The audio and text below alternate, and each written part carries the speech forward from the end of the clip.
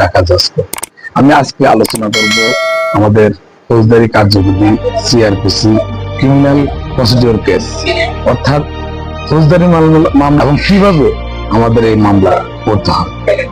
প্রিয় দর্শক, আমাদের ফৌজদারি মামলায় সিআর কেস এবং নন জিআর কেস করা হয় থানায় এবং সিআর মামলা করতে হয় আদালতে। প্রিয় দর্শক, একটি ফৌজদারি মামলার আলোচনা করব সিআর মামলা কিভাবে করা হয়।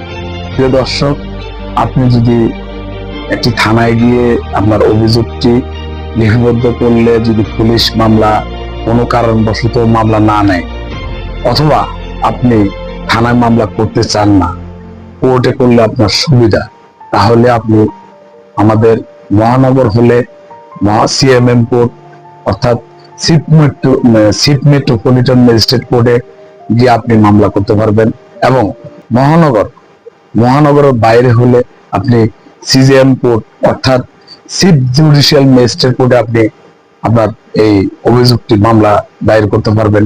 সিআর মামলা, আমাদের সিআর মামলা করা হয় কোর্টে। আমাদের সিআর মামলা করতে হয় নালিশি দরখাস্তের মাধ্যমে। আমাদের এই নালিশি দরখাস্তকে ইংরেজিতে বলা হয় কমপ্লেন পিটিশন। এই কমপ্লেন পিটিশন অর্থাৎ নালিশি মামলা। এই নালিশি মামলা জমা দিতে হয় আইন সহকারী বা পেশকারের নিকট।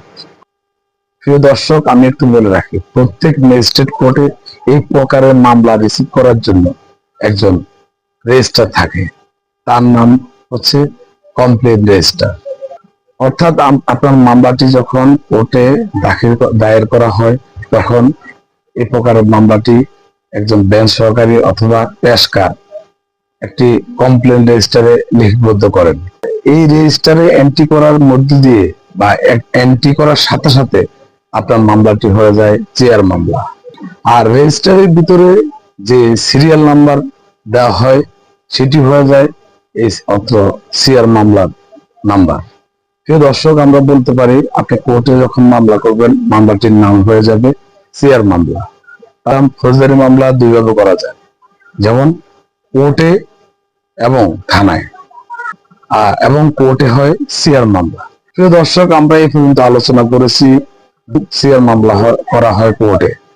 এই প্রসঙ্গে আমি একটু উদাহরণ দিয়ে সবাই বুঝতে পারবে।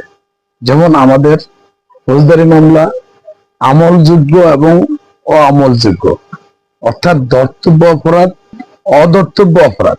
আমাদের ফৌজদারি কার্যবিধি 154 ধারাতে বলা আছে আমলযোগ্য অপরাধের কথা। আমাদের ফৌজদারি কার্যবিধি 154 ধারাতে বলা আছে আমলযোগ্য অপরাধের কথা। এই আমলযোগ্য অপরাধ হলে পুলিশ ওয়ারেন্ট ছাড়াই কাউকে গ্রেফতার করতে পারে।